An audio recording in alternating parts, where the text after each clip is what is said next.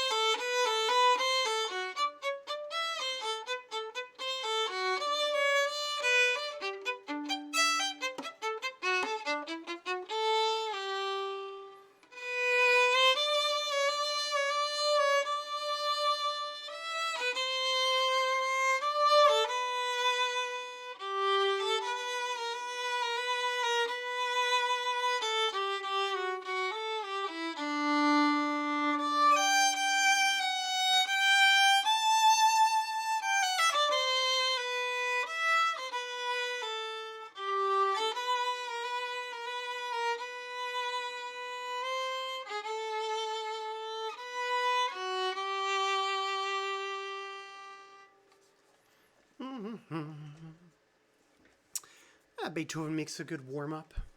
A lot of Baroque and classical music is, well, some of it's good warm-ups material. Some of it's too hard for that.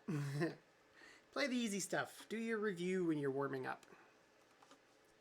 Or scales. All right.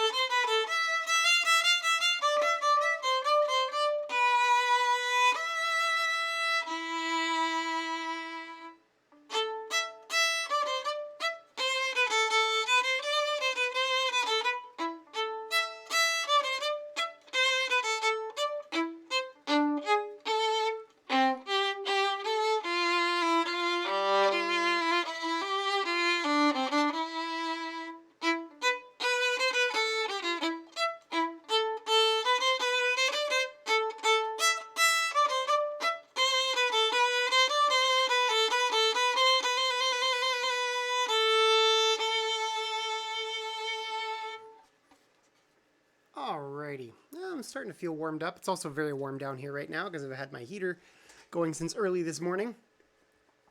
But I'm going to play one more warm-up piece, and then I'm going to start going through Fly in the Pudding. Alrighty.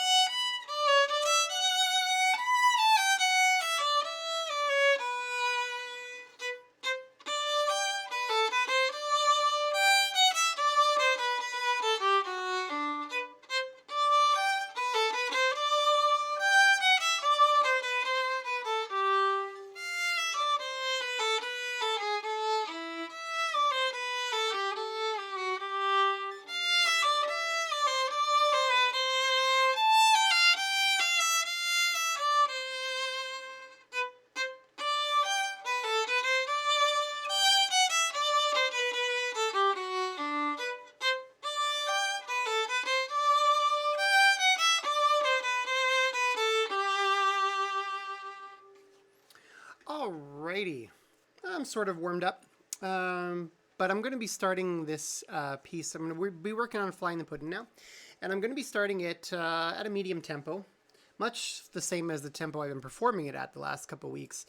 So I'm just going to open that file up and double check my tempo on this rhythm track. Let's see. Generate. What were my last known settings?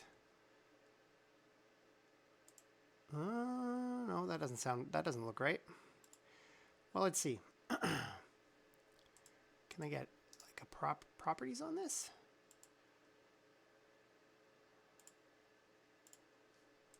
Doesn't look like it. Okay. Oops. Didn't want to do that. All right. Well, I'm going to have to listen to it then. And actually, you know what? I'm just going to dig out my metronome here.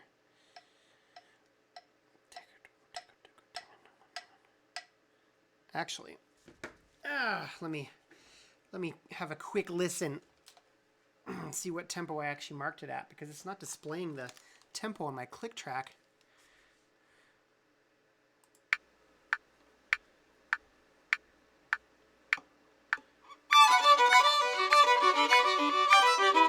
Okay, that sounds like it's about 100 beats per minute.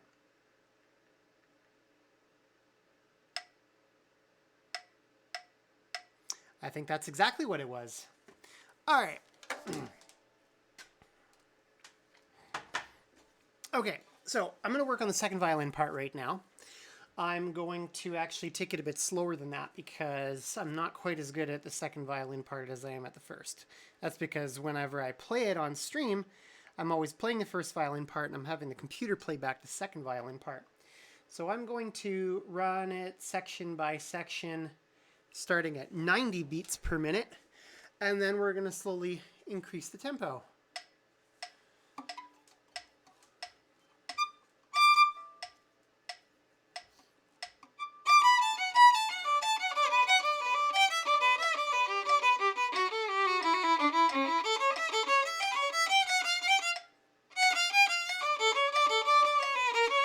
This is also a great way to get your repetition in.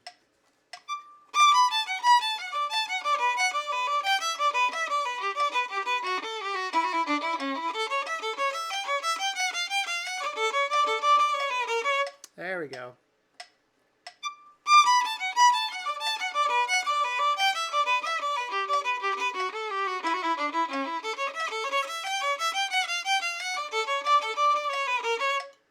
All right, I'll do one more of those.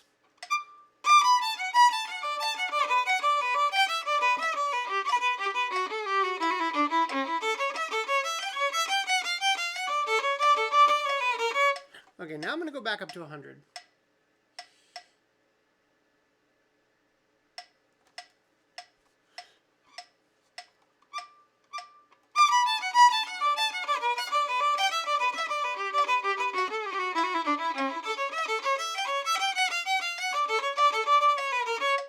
There we go.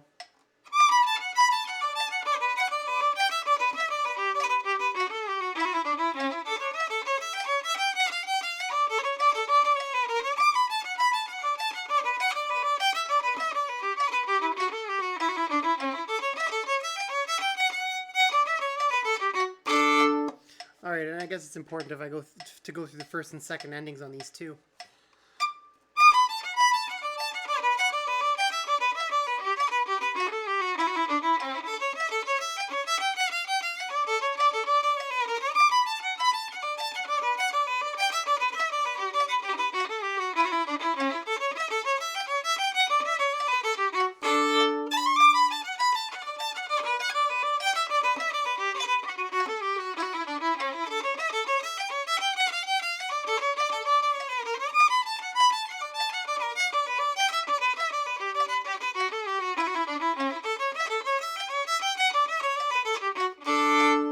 There we go.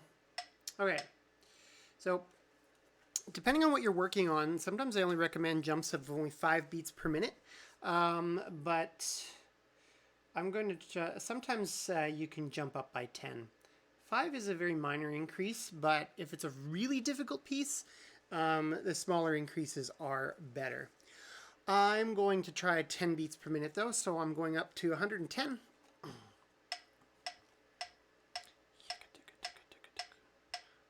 Always get a good feel for your pulse at your next tempo.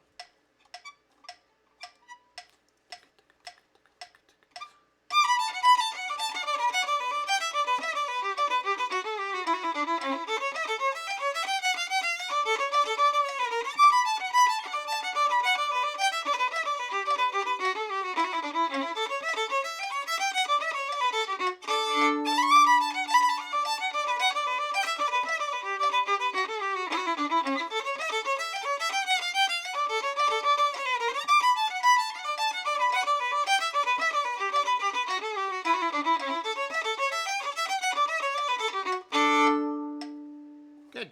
And always give yourself a bit of a break in between as well. Sometimes when I'm getting my students to do the repetitions, they're like boom, boom, boom, one rep after another without processing in between what they're doing. So take a second to think about it. Take a second to make sure that you're keeping it steady.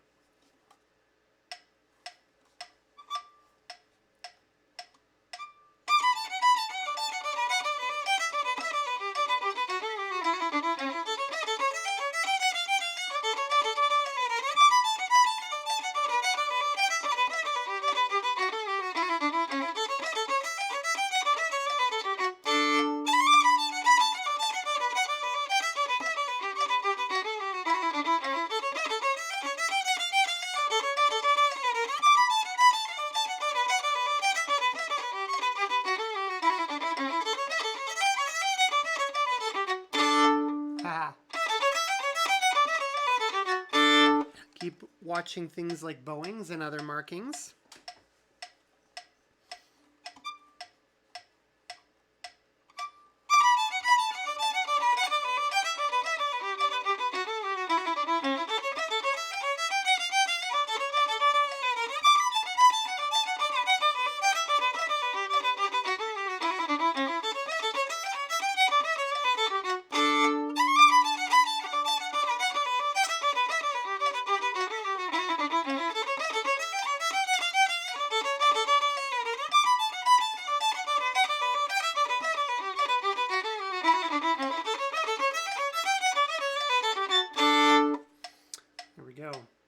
think I am pushing the beat a little bit on that, so it's important to try to hold it back.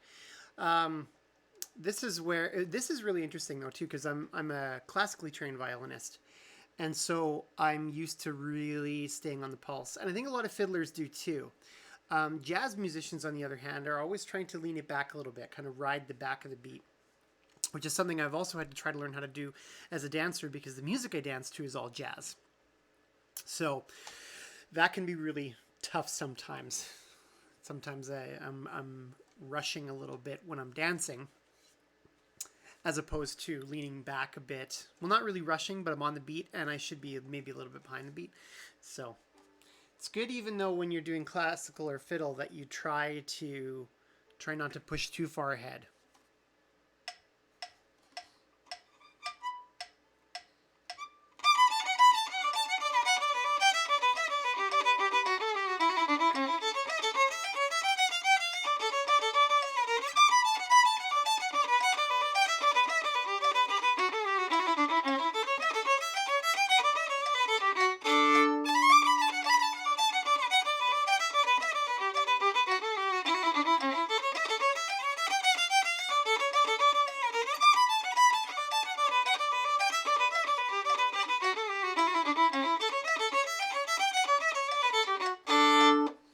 There we go.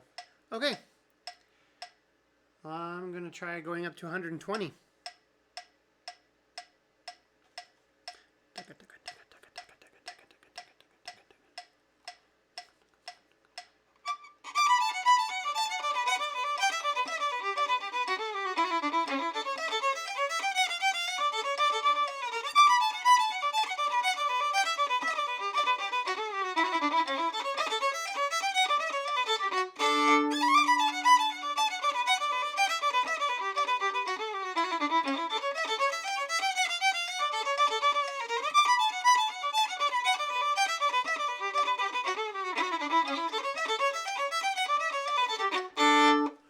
There we go. All right, so when you're increasing in small little bits like that, it's usually fairly manageable. I'm already playing this way faster than I have been for the last 2 weeks, a week and a half, I guess.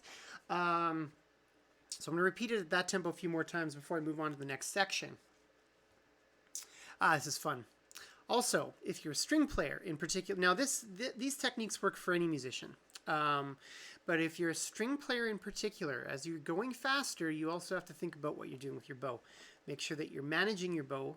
Sometimes people try to use the same amount of bow as they go faster, and that doesn't work. Depending on what effect you're going to go, what you want to go for, you have to use less bow the faster you go.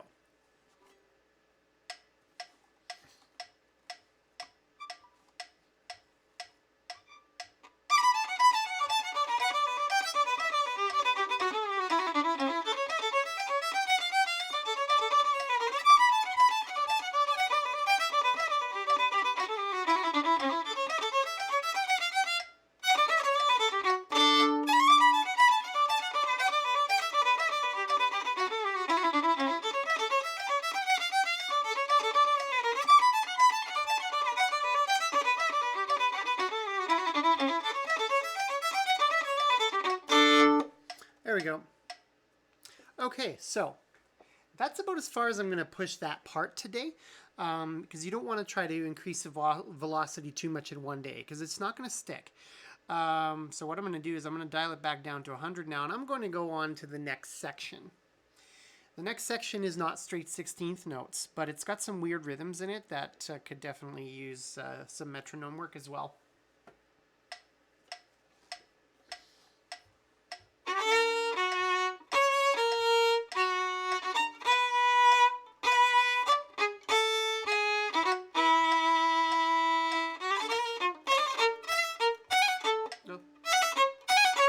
And some strange notes too.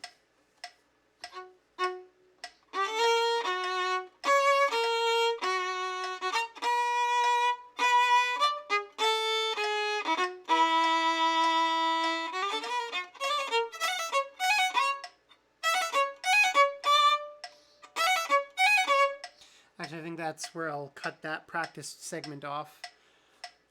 You don't want to practice in chunks that are too big. The only reason I did the first section in such a large chunk is because it's very repetitive.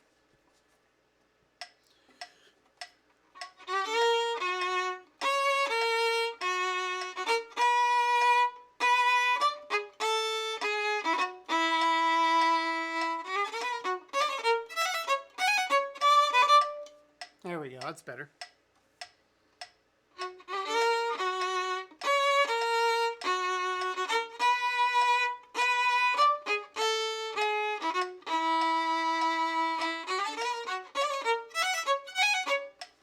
Okay, one more time at that tempo, and then I'm going to bump it up to 110.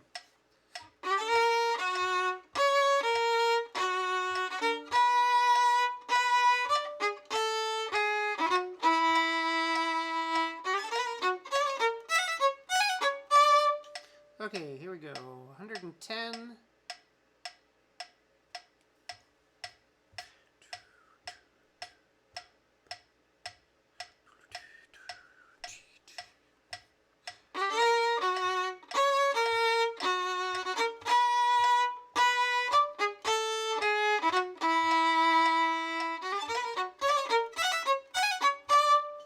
There we go.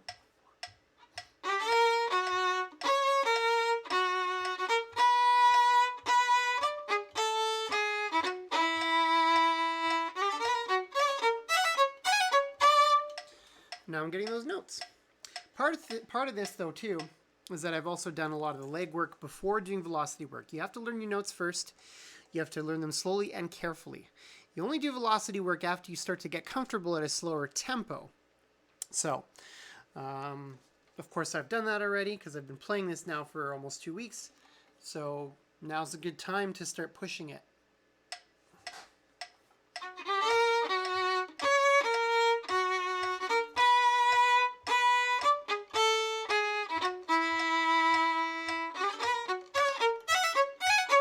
Okay, 120.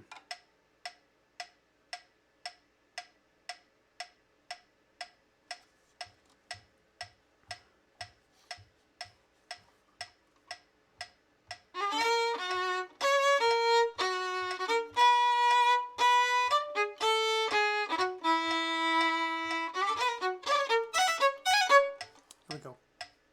Not a bad increase.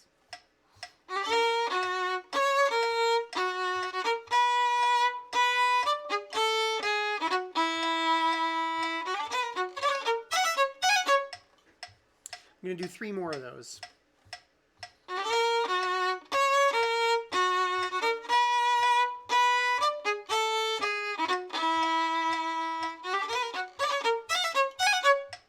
Two more.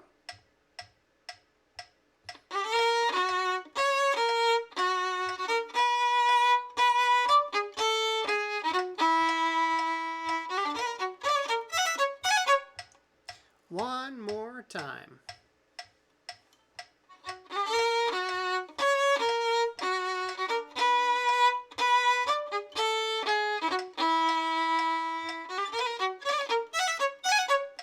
Awesome. Okay. Now I can do the next 6 bar, 1, 2, 3, yeah, 6 bars to finish off that section. So we're going to go back down to 100 because this one is kind of crazy.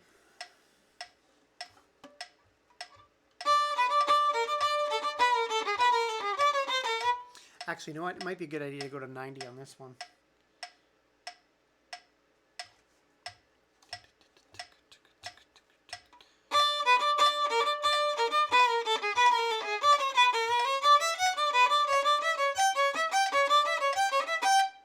Yep, definitely a good idea to go slower on this one. This one might need to be re-rhythmatized, but we'll see.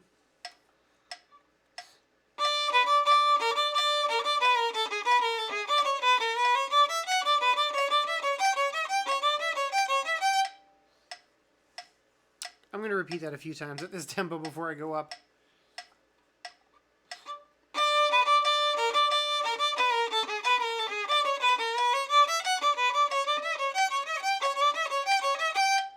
There we go.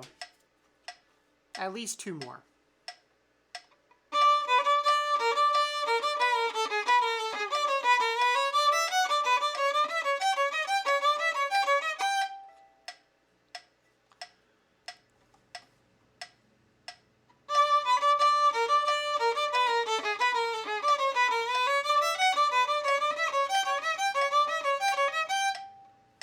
Okay. That one's just got a little bit of an awkward fingering at the end of the passage, but I'm getting it now. So we're going to go up to 100. Yeah, da da da da da da da da da. Okay.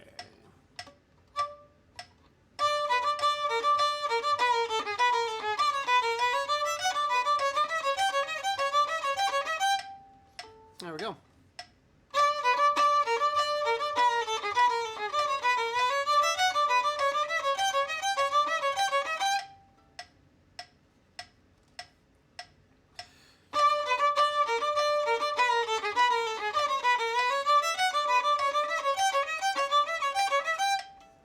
Ooh, two more I think will be good before I go up.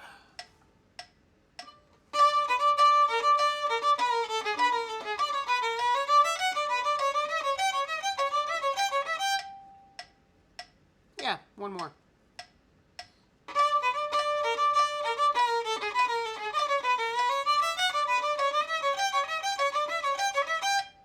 There we go. Okay. 110.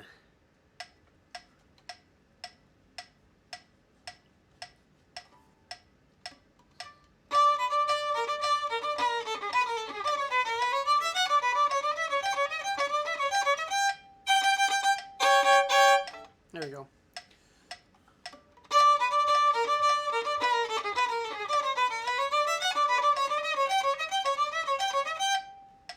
There. Three more of that tempo.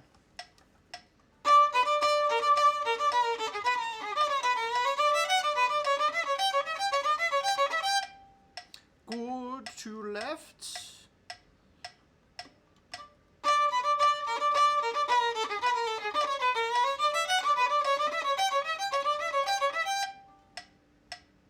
Just gotta make sure I'm not riding the front of the beat again.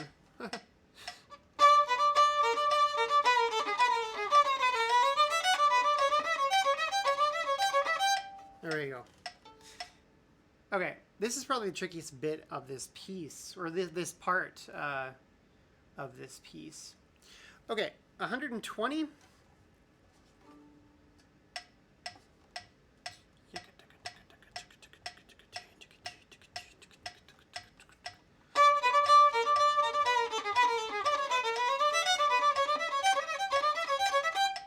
Again, efficient bows.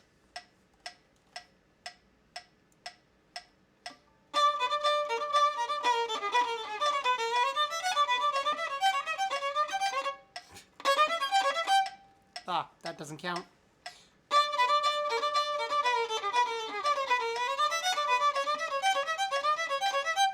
There, that counts. Three more.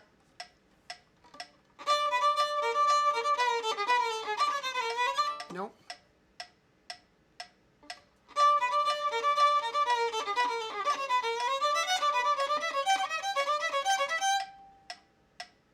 Two left.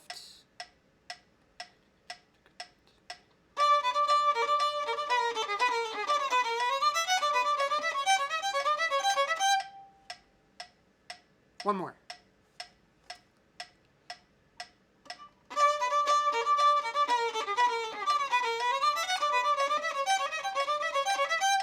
There we go. So at this point, though, too, I can already start to feel my hand getting tired, which is one of the other reasons why you don't want to try to do too much velocity work in one day, because your body just won't handle it. So I'm going to rest my hand and my shoulders there for a minute or two before doing the last section. I only have another 6 bars, so I'm going to go ahead and try to do the rest of the velocity work on this part. I might even get it recorded, but I might then go back to some slower music for a little bit before trying the first violin part. So that's a good thing too, is to break up your practice and vary it each day a little bit. Because if you do things exactly the same way, minute after minute, hour after hour, day after day, you're not going to make as much progress as you think you will. Your brain needs some variety in your practice routine. You need to keep a steady practice routine, but you also need to vary it a little bit from day to day so that your brain doesn't classify it as unimportant. I was reading an article a couple of years ago titled Why the Progress We Make in the Practice Room Seems to Disappear Overnight. And it was a study that compared the practice habits of various professional musicians and university students, as I can recall. And the ones that had a very, very strict routine were the ones that were struggling a little bit more. The other ones whose routines were slightly varied did much better. So I certainly don't do exactly the same thing every day. Yeah. Gotta go fast. Yep, that's right, AC. It's practice stream, but I'm definitely working my way up there with my metronome. Playing this fancy fiddle tune. I think I was mentioning to you last time you watched my stream that I was working on this fiddle tune. Well, I finally got it. Finally found the music. Finally doing her up. Performed it a few times already, but not fast enough.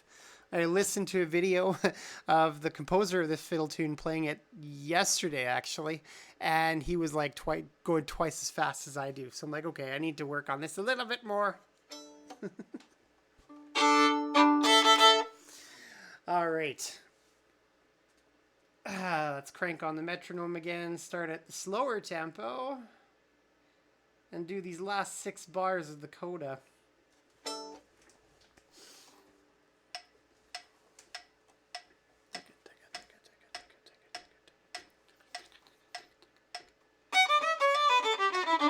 Whoops. Might have to do 2 bars at a time in this section. Fair enough, gotta start streaming more soon. Today's job is assemble a small workbench and handsaw some 2x4s to build out light placement under the stairs. Oh, okay, cool. Oh, handsawing. Ugh.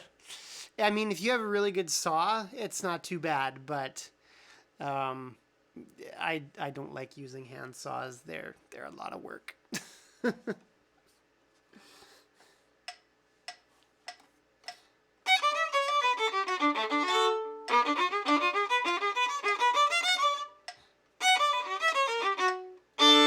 No, I think I'm gonna have to go slower than that.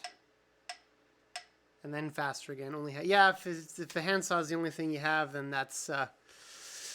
Yeah, circular saws are nice. It depends on what you're... I mean, I don't use a circular saw very often, depending on what I'm cutting. But, of course, it's a good tool to have. They're not that expensive either. And sometimes you can find good deals on Kijiji. But often if I'm cutting lengths of... should only need 2 or 3 cuts. Yeah, then you're probably all right. Often if I'm cutting 2x4s to any length for any kind of framing or build-outs and stuff like that, I use my miter saw because it's a little bit easier to manage a nice straight cut. Or if you have a table saw with a crosscut sled, that works really nice too. But miter saws are good. Miter saws are expensive though. I was lucky that my father-in-law gave me his. He's like, I don't need it anymore. You take it.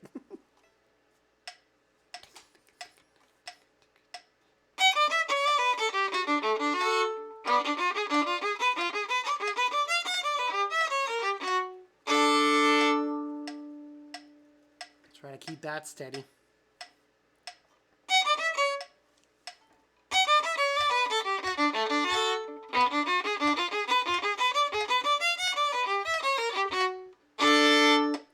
It's easy to want to rush on that part.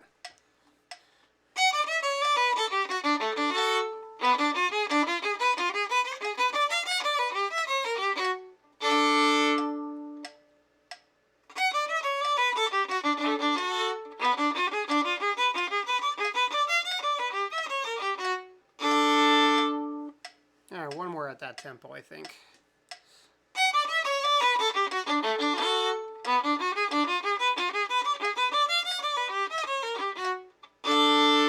There we go.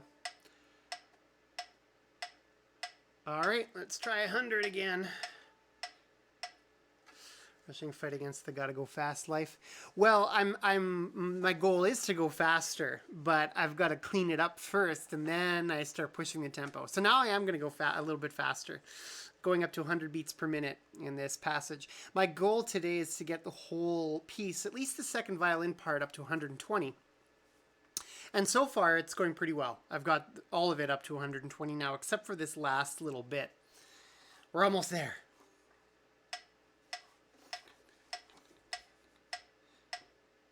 This stream's more or less about how do you get to playing fast.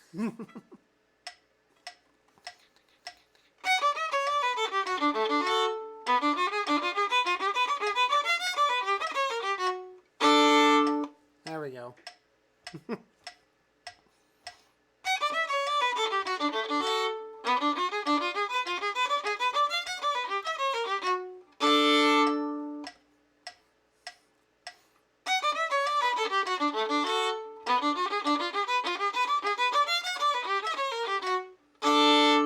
This fiddle tune really is a finger twister. Be lurking and listening, gotta get back to my own work stuff. Yeah, sure, no problem, dude. Well, you'll get to hear many repetitions of this Fly in the Puddin'. And if my hands hold out, I'll probably work on the first violin part as well and try to re-record my backtracks today. Or I might break for some slower music in between. Give my hand a break. We'll see.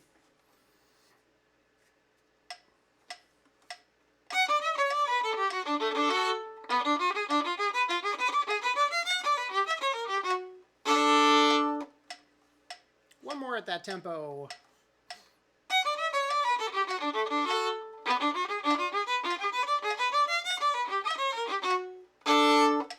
All right, now we're ready for 110.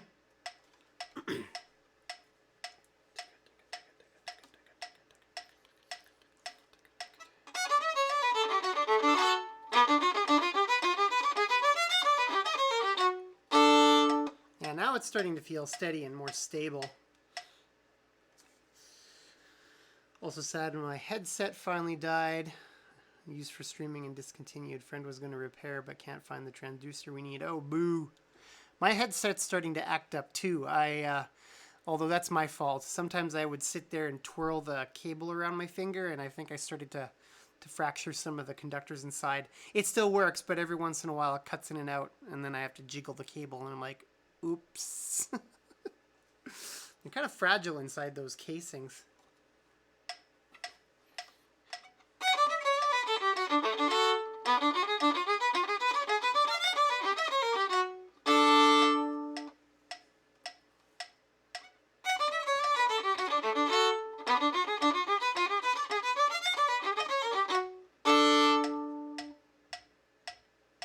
Two more at that tempo.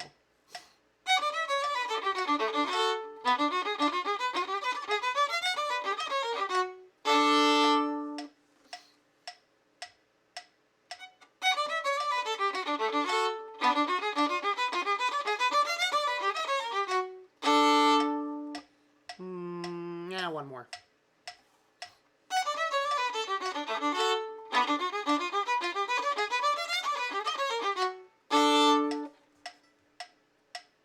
There we go. Ordered a new cable but didn't fix. I was hoping it was that. I played with my cable for years without problem. Well, got around 6 years of daily use out of them. That's pretty good. Mostly sad about being unable to find new ones that are as comfortable. Interesting, because I've seen like lots of different ones on the market, but I don't know. It's tricky. You can't really test drive them, I guess, especially in this day and age. But yeah, tricky stuff. And mine are used, but I didn't have a problem with them until I started, pulling on that cable too much. Oh well. Well, I'm sure it'll last a little while longer yet. I hope. Sennheisers 280, and you can test them. I went for a while. Okay. Yeah, I don't know how hard it is to find that stuff these days too. I wonder if people are still buying up electronics. I've got everything I need now, so I don't have to worry about it. But I wonder how hard that stuff is to come by. So, well, good luck with your search.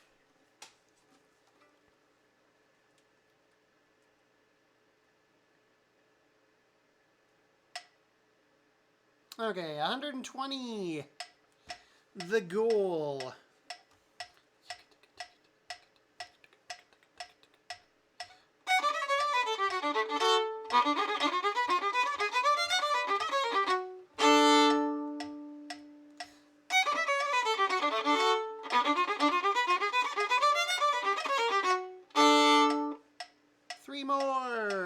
cheap set from a buddy doing repairs.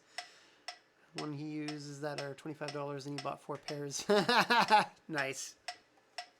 Yeah, sometimes you get lucky and you get something that works really well that's not expensive.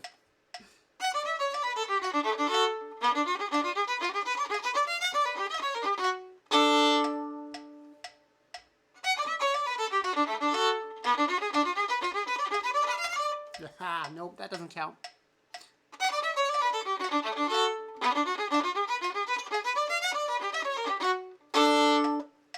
Two more.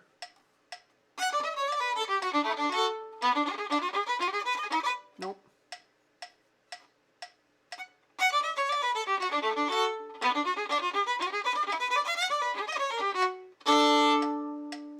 Yeah, I might have maxed out.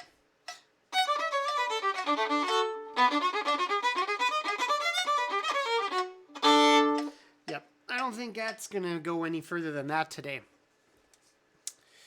Alright, that was pretty good though. I got through the entire second violin part and got it up to 120 beats per minute. So that's a good time to kind of just let that sit.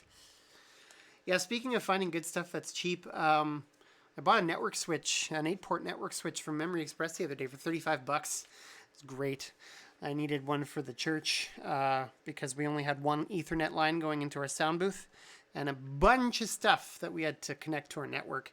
And I wanted all hard lines because we're going to be using it to stream and control our camera system. So that was good.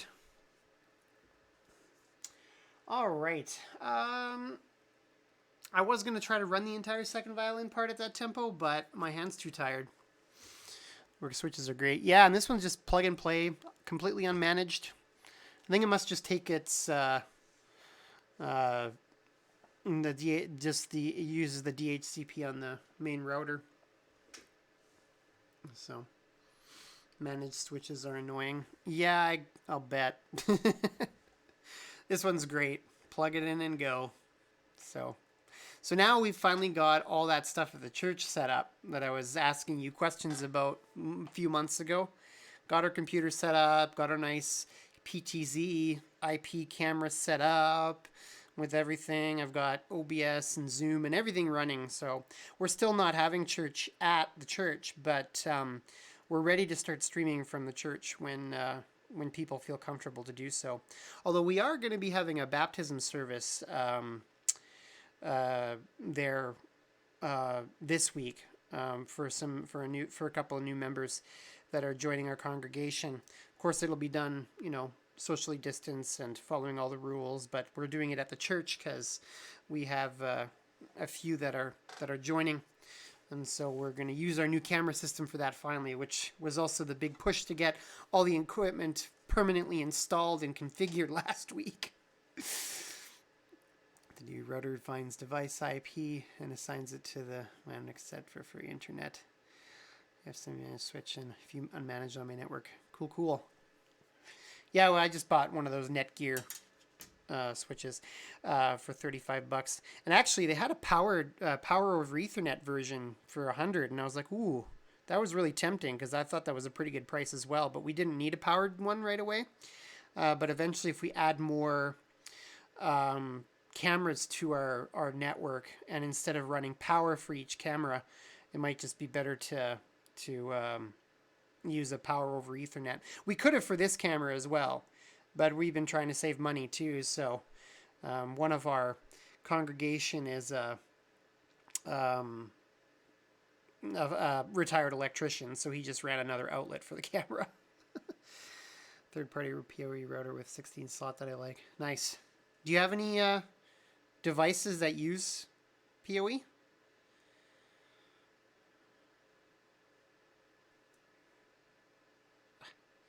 There we go. Got dry skin. Ha. All right. Let's see. Yeah, I'm gonna let you have a wireless access point on all 3 floors. Oh yeah, those would take power straight from the Ethernet line. Cool. Alrighty. I'm just gonna play around with some other music now. Just do a little bit of performing for your listening pleasure, folks. Much easier to install that way. Yeah, you don't have to run all the extra wires and stuff. So Though in our case, we only had to fish power up one wall, which took him about, I don't know, maybe 20 minutes to do. So I was like, all right, well, whatever. And he had like a bunch of wire already, a bunch of materials that we didn't even have to pay for. So I was like, an extra $65 for a PoE switch, or just let him fish his wires for almost nothing. I was like, yeah, we'll just go with that for now. So, but if we install more cameras in the church, most of the access points that they had installed when they built the building for the church have power behind them anyways. So it's really not too bad for that. They had set up our sanctuary with camera mounts in various places that had coax and power and everything on there. So it's like, well, it's really not too hard to add something to that. So, all right, I'm gonna play some stuff for easy listening, and then if my hand calms down a little bit, I will try to play through the second violin part all at once.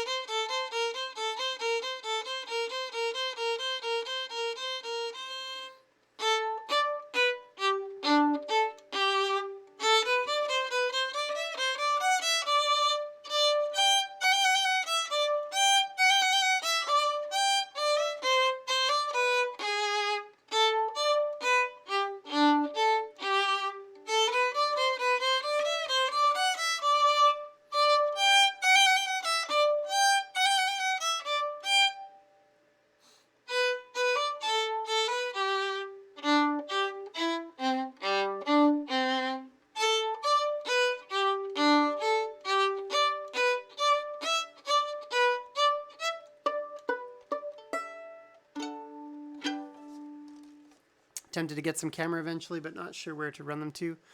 It's gonna be full after the yeah. Like you want some cameras? What for security, or the cameras we installed the camera we installed at the church is for video broadcast of our services. But you can get all kinds of fancy PTZ security cameras as well.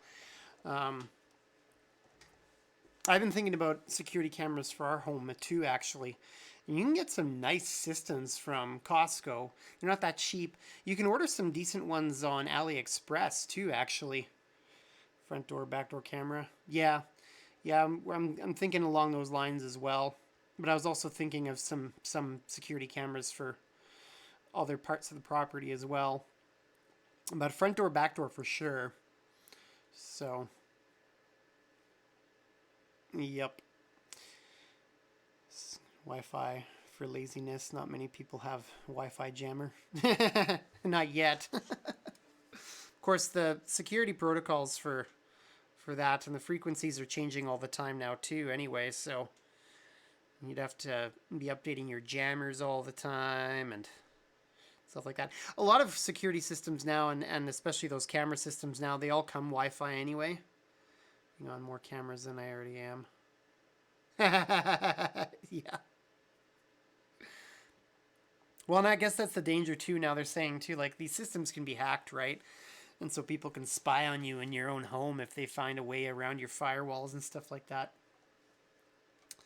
Spectrum Jammer or Easy Civic Tech is only allowed a restricted frequency range. Yeah, I guess. What a pain in the butt.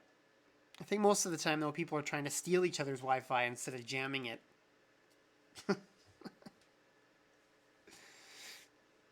It's better for like spying on people or stealing internet. Close enough. Yeah, I understood what you meant. Oh, you're on your phone right now. Oh, cool. Yeah, I guess I don't use the Twitch app on my phone very often, or the Discord app, but works out quite well. Reminds me of the time we snuck up on you in your stream and delivered you cookies. We were watching your stream sitting outside your apartment.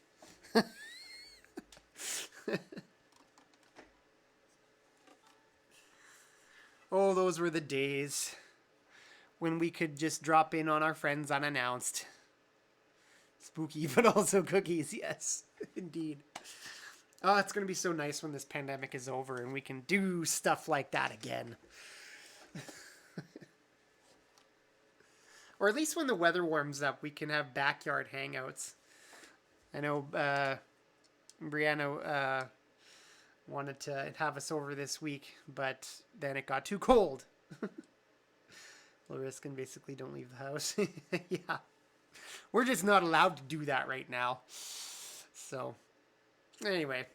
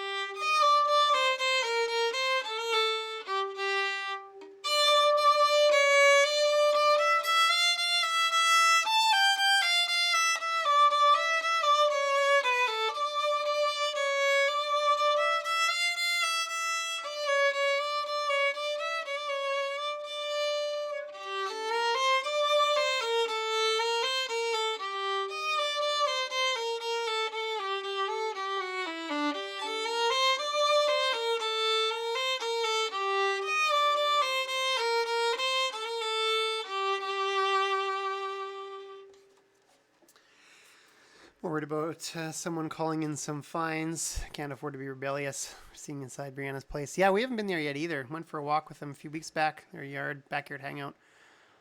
Aren't like condo what wontons? Condo Lake. I'm assuming some kind of autocorrect debacle there. Condo like ours, more privacy. Their backyard hangout aren't. Oh, they are not. It's not like a condo. Yeah. Well, ours is nice too because we have a single family dwelling detached, so ours has a little bit more backed onto a condo behind them. Yeah. Yep. And so, yeah, I don't think people are really ratting each other out, but I think it has to be like a pretty big deal, like the whole Grace Life Church problem. But otherwise, I think a lot of people are getting away with a lot right now. Backyard privacy, but price was decent. Yeah. Yeah, I guess you got that tall building behind you, and everybody on their balconies can see into your yard. But, yeah. You win some, you lose some.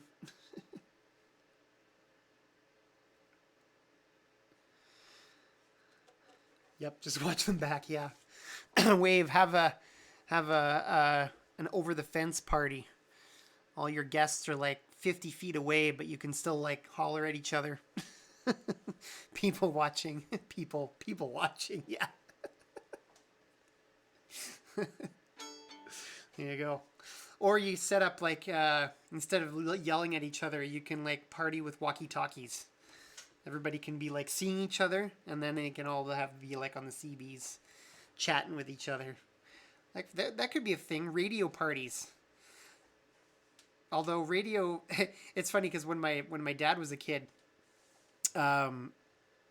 radio hobby was like a big thing. Ham radio, CB, stuff like that. Of course, now with our modern technology, basically Discord, yeah, pretty much. I mean, the internet has replaced all of it, right? Nobody plays with those kinds of things anymore. I mean, when radios are used, they're still more or less just used for functionality, but over less or the end, yeah. So nowadays, yeah, people don't really use them for hobby or for fun anymore. It's just more for functionality. But yeah. So everybody on their Discord. Socially distanced parties, but close enough to actually see each other in real life. All right. My hand is still tired, but you know what? I think my hand's not going to get rested now as long as I keep playing. So I'm just going to go ahead and try to play this thing at tempo. I'm going to start with a full run at 110 beats per minute, and then I'm going to bump it back up to 120.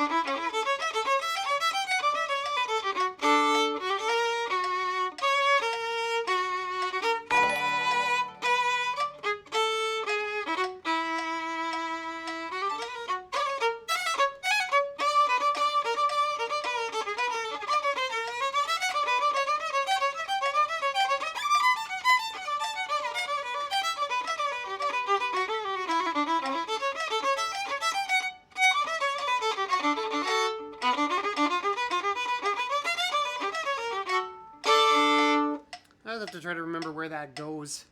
So basically at the end, need to just hang out on Discord with our webcams active for the more in-person feel. Yeah. Oh, and thanks for the you're my first subscriber. Thank you. Hooray.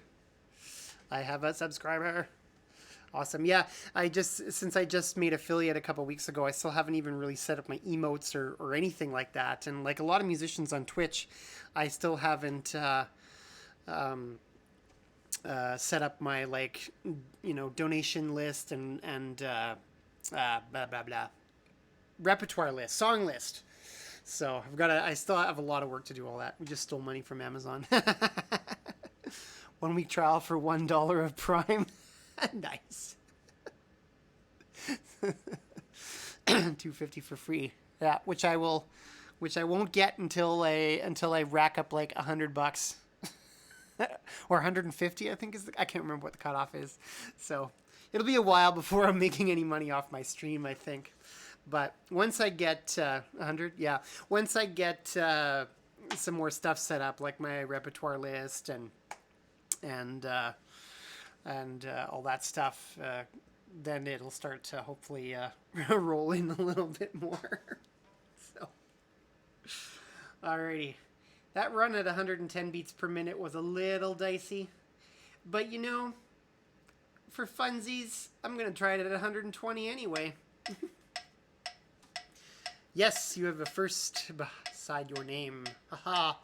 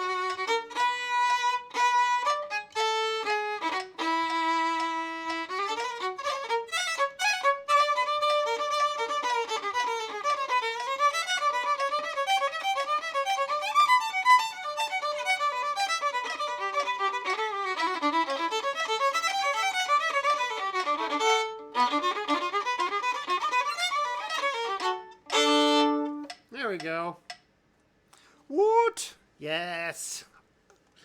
It's hot. Actually, my arms feels like it's starting to heat up. And that ending needs a bit more work, but I'm pretty happy with the progress I made on that one today. It's pretty good. Now I have to do the first violin part, because that was all harmony. So, alrighty. The first violin part I'm a little bit more familiar with, though. I still need to practice it to bring it up to tempo, but I bet I could probably play it at 110.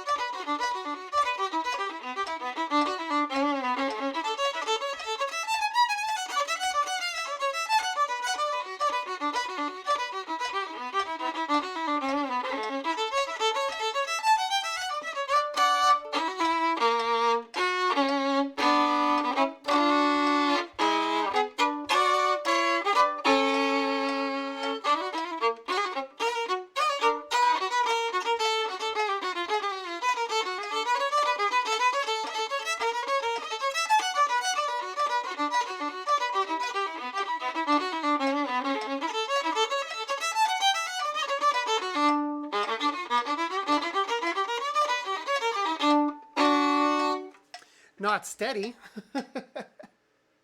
No, I need to do the proper velocity work on that one too, so that it sounds clean and careful. The second violin part now is in way better shape than the first violin part, so. But I will get there with the first violin part. It didn't take me very long to bring up the second violin part up to tempo today, so. And it could go faster yet, but I'm not going to push that this week. So. Man, I tell you, listening to the composer of this play it though, woo! That was intensely awesome. All right, well, I'm going to play a couple more slow ones, and then I'm going to go and get ready to teach. Well, not slow ones. Medium tempo. Medium tempo.